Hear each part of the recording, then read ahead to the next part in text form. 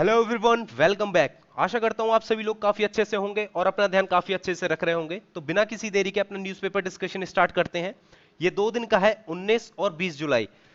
2 दिन का इसलिए क्योंकि 19 को पॉसिबल नहीं हुआ था रिकॉर्ड कर पाना, तो एक साथ आज दोनों दिन का कर दिया है। तो देखते हैं सबसे पहला आर्टिकल जो हमारा है। बेसिकली सबसे पहला जो आर्टिकल है वो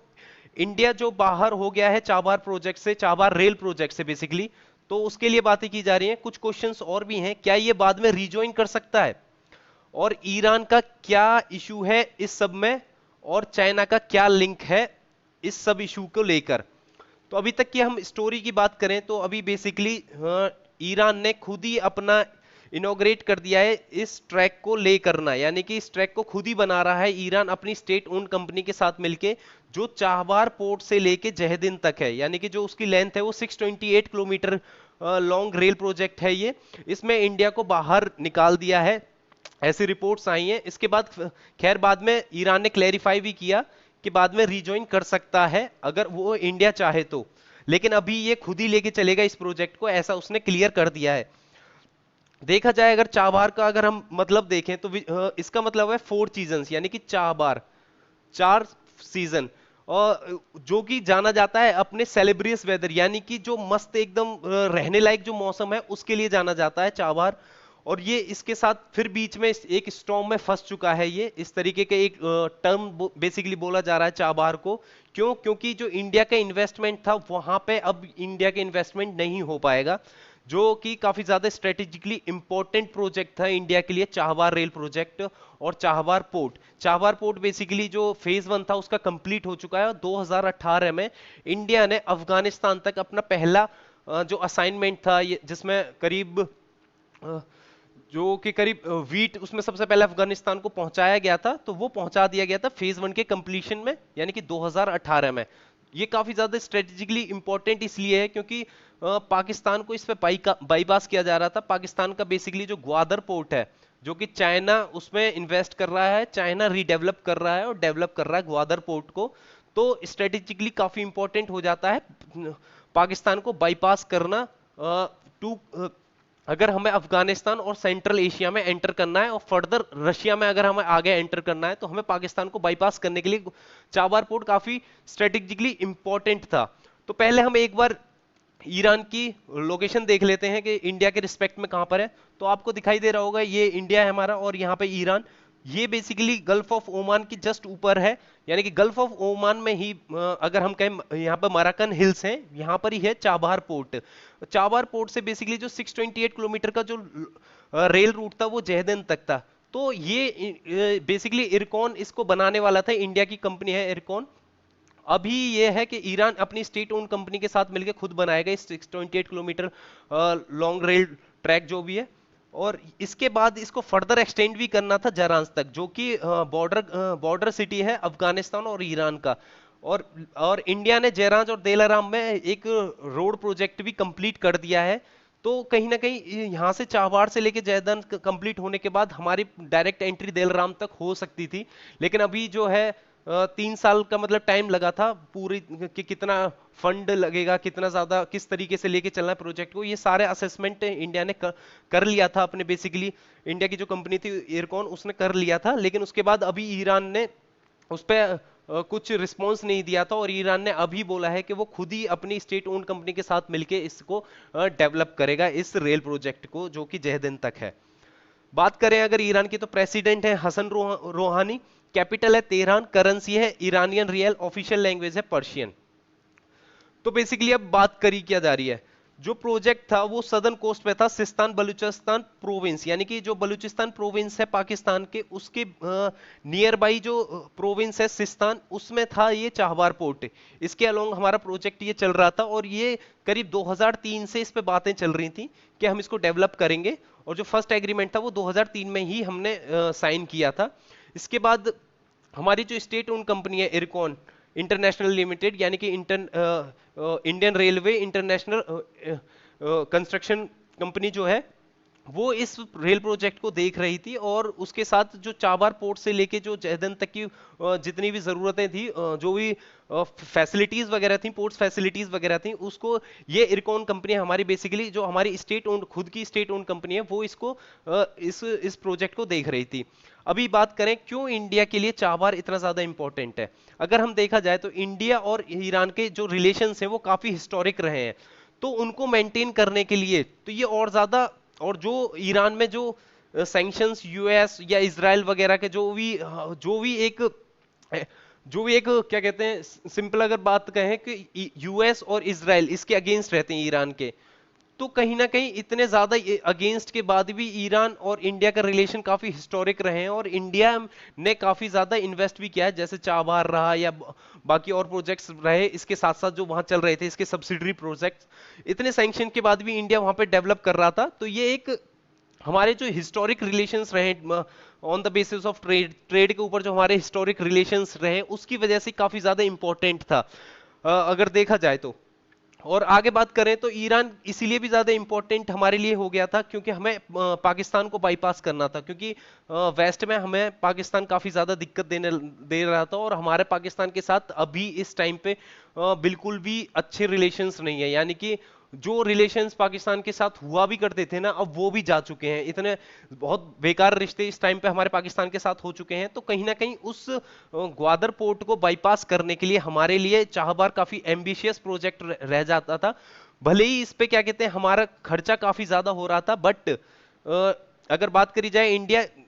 स्ट्रेटेजिक बेनिफिट ज्यादा देख रहा था rather than the pocket benefit, यानी कि उसे इतना ज्यादा फायदा कुछ हो नहीं रहा था इतना ज्यादा इन्वेस्ट करने के बाद भी, बट वो स्ट्रेटेजिकली जो हमें इंपॉर्टेंस मिल रही थी चाबार से, वो कहीं ना कहीं उस कॉस्ट से बहुत ज्यादा ऊपर थी। अगर बात करें कि ये एक मेजर ट्रेड रूट भी रहा है, जो हम अल्टरनेटिव रूट ढूंढ रहे थे ग्वादर पोर्ट से जो जाते हुए हमें, जो अफगानिस्तान हम जाते थे या सेंट्रल एशिया के लिए हम जो ढूंढ रहे थे, तो उसके लिए काफी अल्टरनेटिव और मेजर ट्रेड रूट भी रहा हमारे लिए। तो इसलिए हमें ये और ज्यादा स्ट्रेटेजी इंपॉर्टेंट हो गया था, जो कहीं ना कहीं आगे जाके हम फ्यूचर में रशिया तक अपने रिलेशन और ज्यादा बाई रोड कंस्ट्रक्ट कर सकते थे। अगर बात करें रेल प्रोजेक्ट जो इंडिया को अलाउ करेगा इंडिपेंडेंटली अफगानिस्तान में एंटर करने के लिए, और अफगानिस्तान से तुर्कमेनिस्तान और देन फर्दर सेंट्रल एशिया, तो ये कहीं ना कहीं जो रेल प्रोजेक्ट था ये भी बहुत ज्यादा इंपॉर्टेंट था इंडिया के लिए, जो कि कभी ना कभी हम रशिया तक भी पहुंचा सकते थे, और जो आगे जाके हमारे लिए बहुत ज्यादा बेनिफिट हो सकता था। अगर बात करी जाए तो चाबार पोर्ट जो है वो डेवलप किया गया बहुत जल्दी, जो डेवलप किया है वो लास्ट 5 इयर्स में डेवलप किया गया था, क्योंकि 2016 में हमारे प्राइम मिनिस्टर जो थे वो तेहरान गए, वहां पे उन्होंने बातचीत करी और एक ट्राइलेटरल रिलेशन भी एस्टेब्लिश किया with Iran, Afghanistan and India. उस टाइम पे जो रेल एंड रोड प्रोजेक्ट के लिए एक एग्रीमेंट बनाया गया था, तो वो 2016 में हुई, और 2016 से ही यहाँ पे चाबार का जो डेवलपमेंट था, चाबार पोर्ट का जो डेवलपमेंट था वो काफी तेजी से बढ़ा। और ये उसके साथ साथ इस टाइम पे क्या हो रहा था, बहुत ज्यादा सेवरल थ्रेट्स भी दिए जा रहे थे ईरान को, इंडिया पे भी सैंक्शन, मतलब ईरान पे तो सैंक्शन लगे हुए थे, उसके बाद भी करीब इंडिया स्ट्रेटेजिकली सैंक्शन जो यूएस ने लगाए थे उसमें थोड़ी छूट भी ले पाया, और इस चाबार को आगे बढ़ाता भी रहा। अगर हम बात करें तो इसमें दिक्कत क्या है, व्हाट इज द हिच, सीधे सीधे अगर देखा जाए तो यूएस का काफी ज्यादा सैंक्शन उसने लगा रखे हैं पिछले लास्ट 2 डिकेड से ईरान के ऊपर, और ये न्यूक्लियर टॉक्स जो P5+1 हुई वहां तक थी, यानी कि जब हमने नहीं, बेसिकली यूएसए और यूके ने मिलके, यानी कि अगर P5+1 हम बात करें, P-5+1 यानी कि यूएसए था, यूके था, फ्रांस था, चाइना, रशिया और जर्मनी, उन्होंने 2006 में एक न्यूक्लियर टॉक स्टार्ट करी ईरान के साथ मिलके, जो कि खत्म हो पाई 2015 में, जब उन्होंने joint comprehensive plan of action sign किया, यानी कि ईरान ने P-5+1 के साथ एक JCPOA वो किया, जॉइंट, जिसकी फुल फॉर्म है joint comprehensive plan of action, sign किया। उसके बाद उसके साथ जो चाबार के साथ नेगोशिएशन जो थे वो काफी ज्यादा चलते रहे, और उसके बाद हमें फाइनली इस सैंक्शंस वगैरह जो उसमें लगी हुई थी उसमें थोड़ी छूट मिली, और हमने अपना जो प्रोजेक्ट वगैरह था वो अपना स्टार्ट किया, और एक ट्राइलेटरल एग्रीमेंट भी स्टेब्लिश किया, जो कि इंटरनेशनल ट्रांसपोर्ट और ट्रांजिट कॉरिडोर था अफगानिस्तान, ईरान और इंडिया के साथ। और जो कि साइन किया गया था नरेंद्र मोदी जी और वहां के ईरान प्रेसिडेंट हसन रोहानी और अफगानिस्तान के प्रेसिडेंट अशरफ गनी ने मिलके। और इस जो एस्टिमेशन निकाला था 628 किलोमीटर का, जो इरकॉन कंपनी ने जो एस्टिमेशन बनाया था कि जो रेलवे लाइन पे जो खर्चा आएगा वो करीब 1.6 बिलियन डॉलर का था, और ये बात उन्होंने बताई भी थी ईरान को। लेकिन क्या हुआ, इतना ज्यादा ध्यान उस पे चीजों को दिया नहीं गया। और उसके साथ साथ यूएस ने उस टाइम पे जो जो उनका जो जॉइंट कॉम्प्रेसिव एक्शन प्लान जो एग्रीमेंट था उसके साथ ट्रंप ने क्या किया, बॉयकॉट कर लिया, अपने आप को पीछे हटा लिया। यानी कि वो जो एग्रीमेंट था उससे वो पीछे हट गया, और उसकी वजह से ईरान के ऊपर और ज्यादा सैंक्शंस लगा दी। तो वहां से और ज्यादा जो रिलेशन थे यूएस ईरान के बिगड़ने लगे, और यूएस ने सैंक्शन लगाई, जिसका प्रभाव इंडिया पर भी पड़ा। क्योंकि उसके साथ जहां इंडिया एनर्जी का लार्जेस्ट सप्लायर था, यानी कि थर्ड लार्जेस्ट सप्लायर था ईरान इंडिया का, वहां पे जाके वो सिर्फ जीरो रह गया। यानी कि इतना ज्यादा इफेक्ट पड़ा हमारा। और जो हमारा रुपी रियल एक्सचेंज मैकेनिज्म था वो भी पूरी तरीके से रुक गया, क्योंकि वहां पे हमारा जो बार्टर सिस्टम है रुपी और रियल एक्सचेंज बेसिस पे, वो हम वहां पे डॉलर में अपना इंपोर्ट एक्सपोर्ट नहीं करते हैं, तो वो भी पूरी तरीके से इफेक्ट पड़ा। अब भले ही बाद में हमने क्या कहते हैं थोड़ी छूट ले ली यूएस सैंक्शन से, लेकिन यूएस ने भी काफी टाइम लगाया वहां पे सैंक्शन जो लगाई थी, और जो हमें जो प्ली देने में, यानी कि जो नोट दिया हमें, जो क्लियरेंस दिया, उसमें काफी ज्यादा टाइम लगाया। कुछ हमें इक्विपमेंट्स वगैरह जो चाहिए थे वो भी हमें काफी लेट मिले। तो कहीं ना कहीं इन सब की वजह से ईरान ने अभी मन ये बनाया है कि वो खुद ही इस प्रोजेक्ट को लेके चलेगा। और साथ में जो हमने अपना जो एस्टिमेशन बनाया था वो 2009 में उसको बता दिया था। लेकिन क्या हुआ, जो एमओयू जो साइन किया गया था उसके बाद भी ईरान ने उस पर इतना गौर नहीं किया, क्योंकि 2009 हो गए, बेसिकली 3 साल वैसे ही निकल गए थे, 2016 से 2019 तक उस प्रोजेक्ट पे कुछ भी वर्क स्टार्ट नहीं हुआ था। जो चाबार से जैदन तक का जो हमारा ट्रैक लिंक प्रोजेक्ट था उसमें, तो अभी फैसला ये हुआ, ईरान खुद ही उस अथॉरिटीज ने फैसला लिया कि वो खुद ही ट्रैक ले करेगा। और बोला गया कि ये जो पार्टनरशिप है इसमें बाद में भी इंगेजमेंट इंडिया का हो सकता है, इसको पूरी तरीके से हम बाहर नहीं निकाल रहे हैं, लेकिन ये हमारे ईरानियन फंडिंग और इंजीनियरिंग कैपेसिटीज के बेस्ड पे ही बनाया जाएगा। और जो इन फ्यूचर, यानी कि आने वाले टाइम में इंडिया के लिए भी डोर्स ओपन है, वो जब चाहे जब प्रोजेक्ट को ज्वाइन कर सकता है। और इस टाइम पे जो 25 साल का जो पार्टनरशिप प्रोग्राम रहा है, यानी कि जो $14 का ईरान और चाइना का, जो कि इंफ्रास्ट्रक्चर और एनर्जी के काफी उसमें ईरान में अपना इन्वेस्ट कर रहा है चाइना, तो वो कहीं ना कहीं जो एक नया इंप्रेशन जो दिख रहा है ईरान पे, तो वो चाइना का दिख रहा है कि इतना ज्यादा ह्यूज इन्वेस्टमेंट जब चाइना कर रहा है तो उसको वो ज्यादा रिलाय चाइना पे हो रहा है ईरान। तो कहीं ना कहीं एक न्यू इंप्रेशन ये भी देखने को मिल रहा है। अभी क्वेश्चन ये है, has India lost an opportunity? तो अगर देखा जाए तो चाबार के साथ इंडिया के जो रिलेशंस हैं वो हमेशा स्ट्रांग रहेंगे, भले ही वो रेलवे लाइन नहीं बनाए, लेकिन लेकिन इंडिया कुछ और सब्स्टिट्यूट ढूंढ ही लेगा अफगानिस्तान में एंटर करने के लिए और फर्दर सेंट्रल एशिया में एंटर करने के लिए।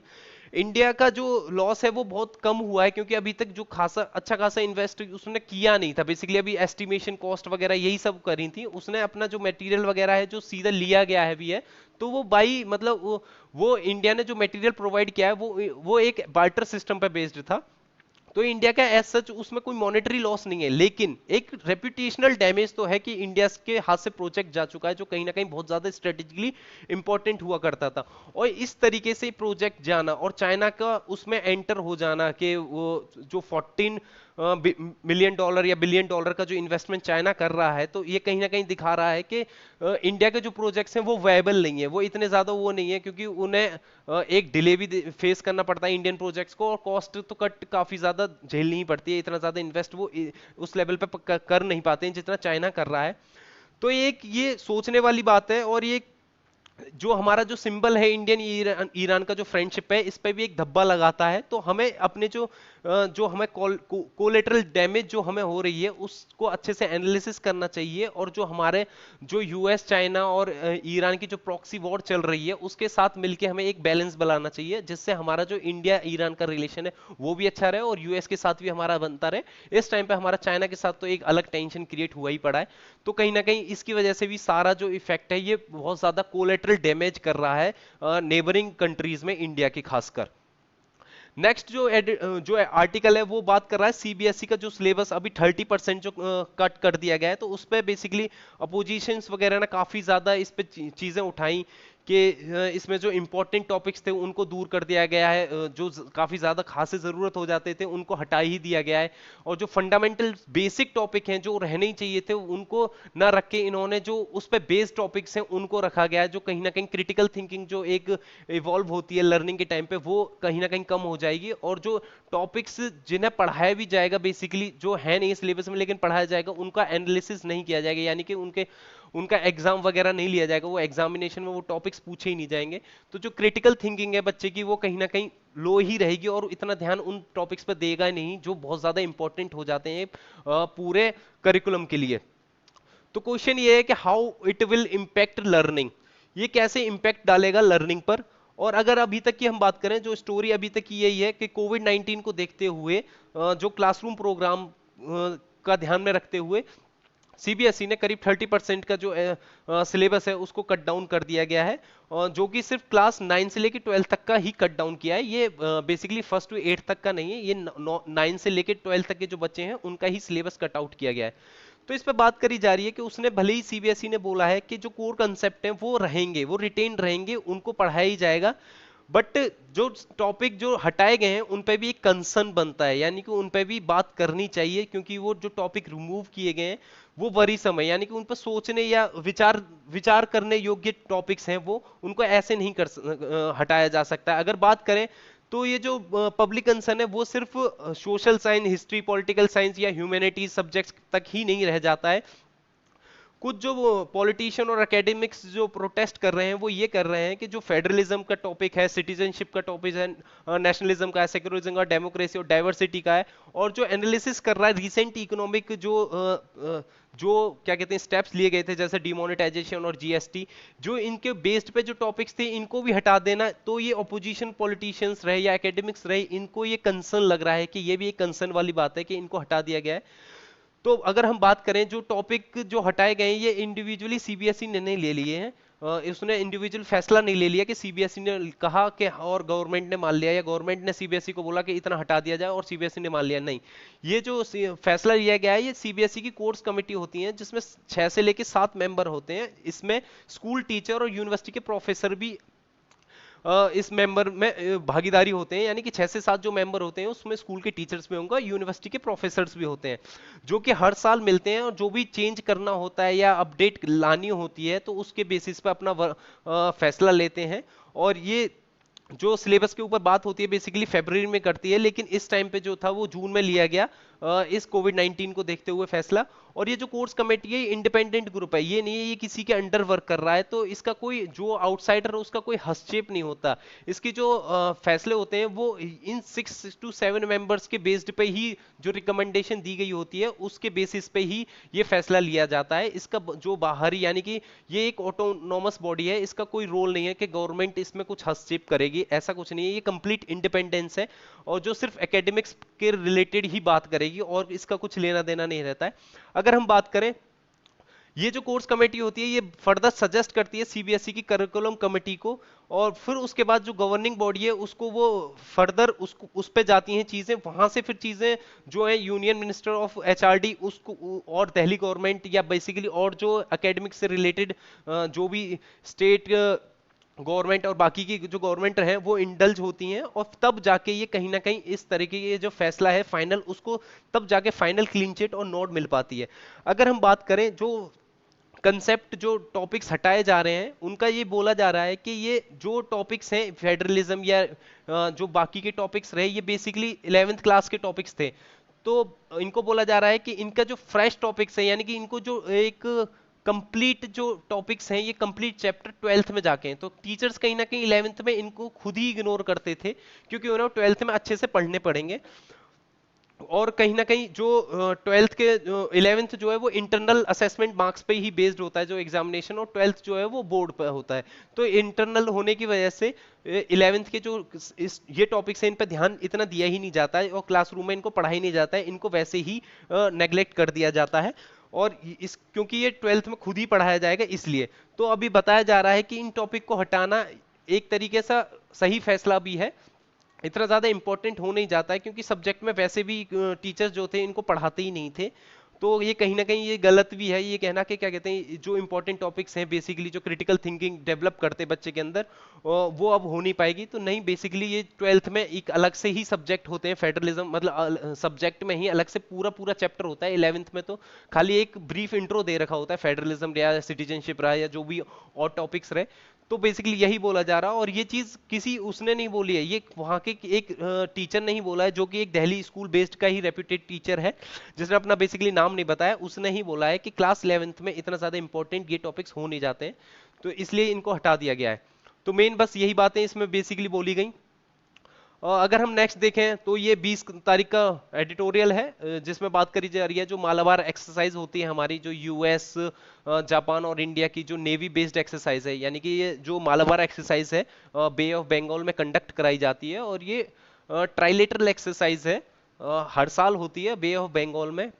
इसमें 3 जो हैं वो यूएस है, जापान है और इंडिया है। ये नेवी एक्सरसाइज है, नेवी एक्सरसाइज इंपॉर्टेंट हमारे लिए इतना हो जाता है। तो अभी बात करी जा रही है, इसको क्वाड्रिलेटरल बनाने की सोच रहे हैं, यानी कि ऑस्ट्रेलिया को इनविटेशन दे सकते हैं कि ये इस बार मालाबार एक्सरसाइज में वो पार्टिसिपेट करे, और जहां ये ट्राइलेटरल एक्सरसाइज होती थी वो क्वाड्रिलेटरल हो सकती है। तो अभी बस यही है कि जो नेवल कोएलिशन है वो अकेले नहीं बनाना, एक क्रेडिबिलिटी नहीं होती है। उससे पहले हमें इंडिया, अगर हमें चाइना को टैकल करना है तो हमारी जो नेवी है उसको हमें परिपक्व बनाना पड़ेगा। खाली ये इस तरीके से क्वाड्रिलेटरल करने से ही चीजें हम या चाइना को टैकल नहीं कर पाएंगे। साउथ चाइना सी रहा या इंडियन ओशन रीजन रहा या हमारा आसपास का जो भी Indian ocean Indo Pacific region रहा उसमें। तो अच्छे से डिटेल में देखते हैं। अगर बात करी जाए तो अभी अभी मतलब रिपोर्ट्स ऐसी निकली हैं कि न्यू दिल्ली जो है ऑस्ट्रेलिया को इनवाइट कर सकता है कि वो ज्वाइन करे मालाबार नेवल एक्सरसाइज, जो कि होने वाली है इस साल बे ऑफ बंगाल में। अब तक जो होती थी ये बेसिकली ये ट्राइलेटरल एक्सरसाइज थी, इसमें ऑस्ट्रेलिया पार्टिसिपेट नहीं करता था। ये यूएसए, जापान और इंडिया की ट्राइलेटरल एक्सरसाइज थी। अगर बात करें तो अगर ऑस्ट्रेलिया इसे ज्वाइन करता है तो 2007 के बाद ये पहली एक एक्सरसाइज होगी जो एक क्वाड, यानी कि जो हमारा क्वाड ग्रुप है, जिसमें ऑस्ट्रेलिया, जापान, यूएसए और इंडिया आता है। तो ये क्वाड की पहली एक्सरसाइज होगी 2007 के बाद एक साथ की, जो कि पार्टिसिपेट करेगा किसी ज्वाइंट मिलिट्री ड्रिल के लिए। तो ये काफी ज्यादा इंपॉर्टेंट भी हो जाएगा। लेकिन अगर हम बात करें तो इससे बीजिंग अपोज करेगा, और वो कर भी रहा है इंडो पैसिफिक रीजन में, क्योंकि जो हमारा इंडो पैसिफिक रीजन में उसमें जब हम मेजर पावर यूएसए, ऑस्ट्रेलिया, यानी कि मेजर कंट्री ऑस्ट्रेलिया भी रहा, और जापान और इधर इंडिया पार्टिसिपेट करेगा, तो कहीं ना कहीं जो एक सोवेरेनिटी है वो इंक्रीज होगी, और जो दबदबा है, जो एक्सरसाइज का जो आउटकम होगा वो काफी ज्यादा बढ़ेगा। तो यही है कि ये जो बोला जा रहा है वहां के एक अखबार जो कि ग्लोबल टाइम्स है, जिसे चाइनीज कम्युनिस्ट पार्टी का माउथपीस भी बोला जाता है, उसने ये बोला है कि डायरेक्ट बीजिंग को इफेक्ट डालेगा, और ये this can be put more pressure on China. ये चाइना पर मोर और ज्यादा प्रेशर क्रिएट करेगा, moving to expand its sphere और influence into the entire Indian Ocean and South Pacific sea. और जो एक्सपेंशन ये जो कर रहे हैं इंडियन ओशन और साउथ पैसिफिक रीजन में, तो ये कहीं ना कहीं और ज्यादा चाइना पर ये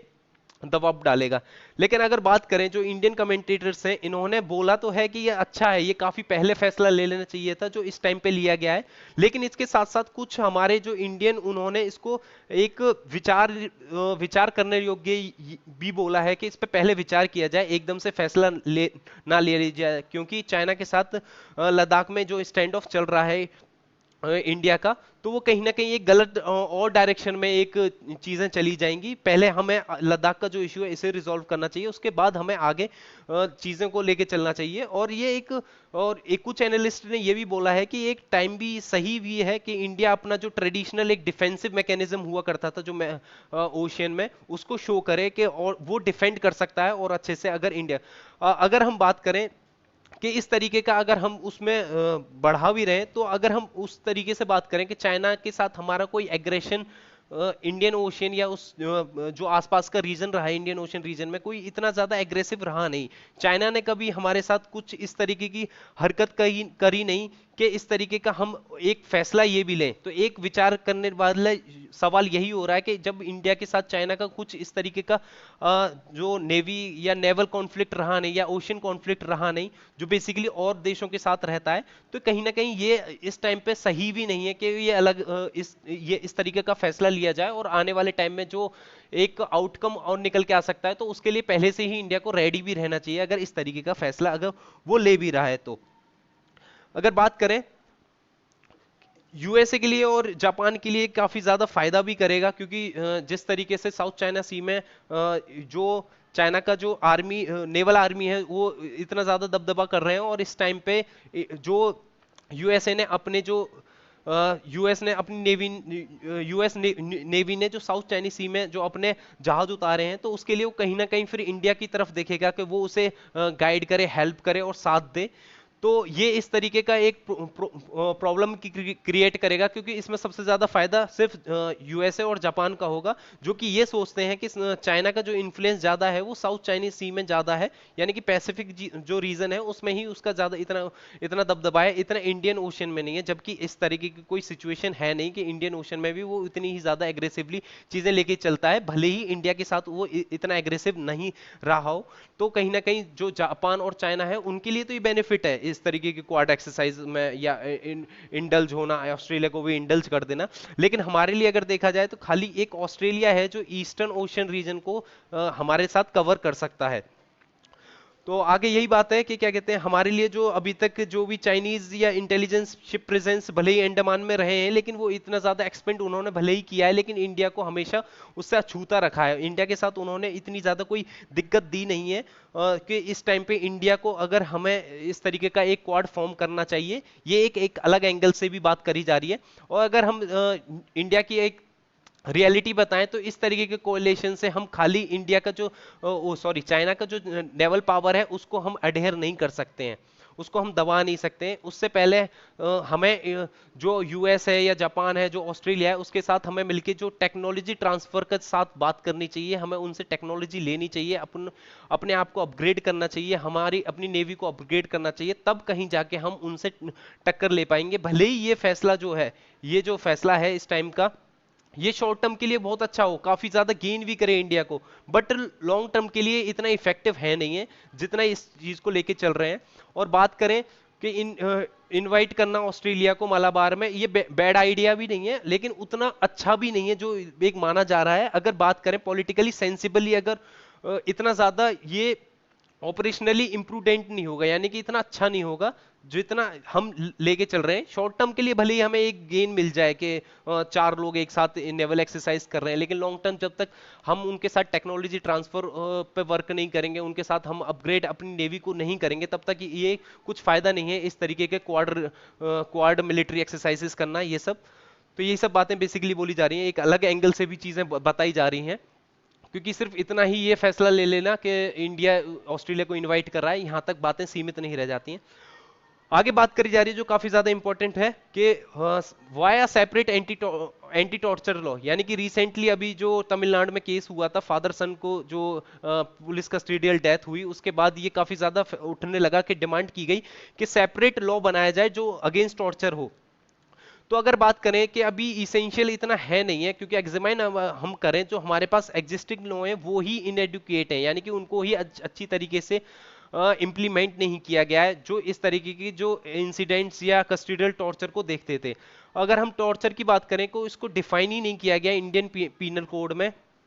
भले ही वहां पे हर्ट और ग्रेवियस हर्ट का जो है वर्ड्स हैं वो क्लियरली हैं, उनकी डेफिनेशन है, लेकिन टॉर्चर की कोई डेफिनेशन नहीं है। लेकिन सुप्रीम कोर्ट ने क्या किया, टॉर्चर में जो मेंटल टॉर्चर था उसको हटा के इंक्लूड किया गया psychic torture, environmental coercion, tiring interrogative prolixity, overbearing, intimidatory methods, जो भी मतलब टॉर्चर से रिलेटेड जो टर्म्स हैं उनको जरूर एम्बिट यानी कि उनको इंक्लूड किया गया इस डेफिनेशन ऑफ हर्ट में। लेकिन टॉर्चर जैसे कोई डेफिनेशन हमारे इंडियन पीनल कोड में है नहीं है, भले ही ये उससे रिलेटेड जो टर्म्स रहे, यानी कि टॉर्चर को भले ही डिफाइन कर सकते हैं, जैसे साइकिक टॉर्चर रहा, इन्वायरमेंटल कोएर्सन रहा, टायरिंग इंटरोगेटिव प्रोलेक्सिटी रही, यानी कि बहुत देर तक की जो इंटरोगेशन होती है, वो सब चीजें रही, लेकिन फिर भी हमारे टॉर्चर जो वर्ड है उसको डिफाइन नहीं करती हैं। वॉलेंटरीली अगर देखा जाए तो जो कन्फेशन जबरदस्ती लिए जाते हैं ये वी कोड में इतने ज्यादा है नहीं है, और इनके लिए कुछ एक आध ही पनिशमेंट दी गई है, इतनी ज्यादा दयनीय भी नहीं है कि उससे डरा जाए कि अगर वो पनिशमेंट मिल गई। तो अगर देखा जाए तो काफी ज्यादा अभी तक की जो ह्यूमन एनएचआरसी ने भी काफी ज्यादा स्पेसिफिक गाइडलाइंस प्रोवाइड करी हैं, जो ऑटो स्पाई यानी कि पहले से ही कैमरा लगा होना चाहिए जब इंटेरोगेशन हो रही है, और कोर्ट ने भी काफी केसेस में पुलिसमैन को गिल्टी फाउंड किया है जो कस्टोडियल डेथ रही है। लेकिन उसमें इनका मतलब ये नहीं है कि उसमें डेथ पेनल्टी ले दी जाए। और अभी जो रिसेंटली एक लॉ लेके भी आई है जिन्होंने क्या कहते हैं प्रिवेंशन ऑफ टॉर्चर बिल जो 2017 में रिलीज किया, उसमें काफी जो उसके सजेशन थे उन स्टेक होल्डर से लिए थे, लेकिन उसमें बात ये थी कि उसमें सीवियर और प्रोलॉन्ग पेन और सफरिंग जैसे काफी टर्म लिए गए, जिसमें जो कि डेथ पेनल्टी को ही पनिशमेंट मतलब काफी ज्यादा हार्श पनिशमेंट उसमें दी गई हुई थी। तो इसमें एक ये भी दिखाया जा रहा है कि डेथ पेनल्टी को बेसिकली हटा देना चाहिए, यानी कि 262वां जो लॉ कमीशन रहा उस रिपोर्ट के हिसाब से रिकमेंड किया गया था कि डेथ पेनल्टी को हटा देना चाहिए, जो खासकर जो टेररिज्म रिलेटेड ऑफेंसेस रहते हैं सिर्फ उसमें ही डेथ पेनल्टी होनी चाहिए, बाकियों को हटा देना चाहिए। और इस तरीके का एक लॉ लेके आना, इस तरीके का बिल पेश करना, लॉ नहीं बेसिकली बिल पेश करना, तो कहीं ना कहीं ये दिखाता है कि इंडिया की जो अभी भी पैसिव माइंड सेट है टुवर्ड्स ह्यूमन लाइफ उसको वो दर्शाता है। वो अभी भी जहां पे बहुत सारे देशों ने जहां डेथ पेनल्टी को ओमिट ही कर दिया है, हटा ही दिया है अपने उससे, वो वहां पे इंडिया इस टाइम पे यानी कि 2017 में एक बिल लेके आ रहा है जिसमें डेथ पेनल्टी की एक प्रावधान दे रखा है। तो ये इसको एक जो कंटिन्यूइंग पैसिव माइंडसेट अभी तक रहा है इंडिया का, उसी को ही दर्शा रहा है, कुछ नया इसमें दिख नहीं रहा है। इंडिया ने अगर हम लॉ कमीशन की जो 273वीं रिपोर्ट थी उसके अकॉर्डिंग अगर हम बात करें तो रिकमेंड किया था कि उसने रेटिफाई नहीं किया अभी तक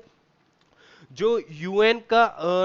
convention against torture other cruel inhuman और डिग्रेडिंग ट्रीटमेंट, यानी कि यूएन कैट जो था उसको बेसिकली साइन तो किया है इंडिया ने लेकिन रेटिफाइड नहीं किया अभी तक। CAT was sign by India but is yet to be ratified, उसे रेटिफाई भी करना है। अगर retired Supreme Court justice Deepak Gupta के अकॉर्डिंग हम देखें तो जो हमारे पास पहले से ही लॉ हैं उनको इंप्लीमेंट करने की जरूरत है, उनको इफेक्टिवली इंप्लीमेंट करने की जरूरत है, और वहां से जो भी आउटकम निकले उसको एनालिसिस करके जब फर्दर हमें नए स्टेप्स लेने चाहिए उसमें जब इम्प्रोवाइज करना चाहिए। ये नहीं कि इस टाइम पे पुराने चल नहीं रहे और नया लॉ लेके आ जाए। अगर देखा जाए तो जैसे कि थर्ड डिग्री टॉर्चर जो रहते हैं उनके अकॉर्डिंग, यानी कि जो सुप्रीम कोर्ट से के जस्टिस रहे हैं हमारे दीपक गुप्ता, उन्होंने बोला कि जो थर्ड डिग्री मेथड्स रहते हैं उनको रिप्लेस करना चाहिए साइंटिफिक स्किल्स के साथ, और जो बाकी के और ऑपरेशंस वगैरह जो हम उस टाइम पे इंटेरोगेशन के टाइम पे यूज करते हैं उनको रिप्लेस करना चाहिए। और ये इस टाइम की जरूरत भी है कि हम उस प्रॉब्लम को ढूंढें कि इस कस्टोडियल डेथ जैसी चीजें क्यों हो रही हैं, हमें ग्राउंड पे जाके चीजों को एनालिसिस करना चाहिए, तब कहीं जाके और रिकमेंडेशंस देनी चाहिए जो एक नया रिफॉर्म लेके आ सके। अगर हम बात करें अभी यूएन की बात हुई है, यूएन सीएटी की यानी कि यूएन कन्वेंशन अगेंस्ट टॉर्चर, तो उसका देखें तो ये 1984 में अडॉप्ट किया गया था यूएन के द्वारा, और ये इंटरनेशनल ह्यूमन राइट्स ट्रीटी है जो कि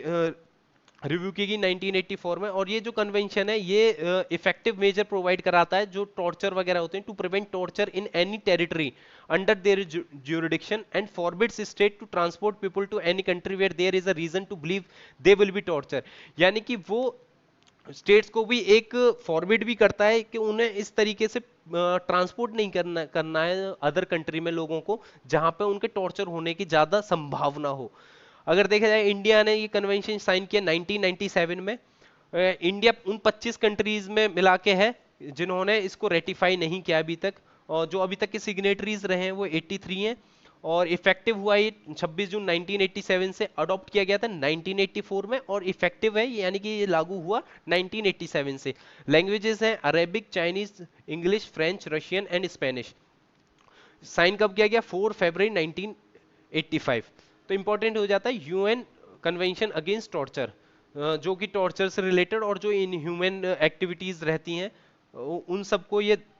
दर्शाता है, और क्रुएलिटी वगैरह या जो डिग्रेडिंग ट्रीटमेंट जो दिया जाता है उन सब के लिए ये कन्वेंशन था जिसमें बेसिकली इंडिया ने साइन तो कर रखा है लेकिन रेटिफाई नहीं किया। रेटिफाइड इसलिए नहीं किया क्योंकि एनएचआरसी ने बोला कि हमारे पास गवर्नमेंट ने बोला हमारे पास नेशनल ह्यूमन राइट्स कमीशन है जो इन सब के जो कस्टोडियल डेथ्स रहे या टॉर्चर से रिलेटेड चीजें रहे उनको देखता है। तो इस वजह से इसको रेटिफाइड नहीं किया गया। बोला गया कि हमारे पास पहले से ही इस तरीके का एक संस्था भी है और लॉ भी है इसको लेके, तो इंडिया इसका इसलिए सिग्नेटरी है लेकिन रेटिफाई नहीं किया गया है। That's all for today. Hope आपको अच्छा लगा हो तो आप लाइक करें, शेयर करें, सब्सक्राइब करें। आने वाले टाइम में और अच्छे से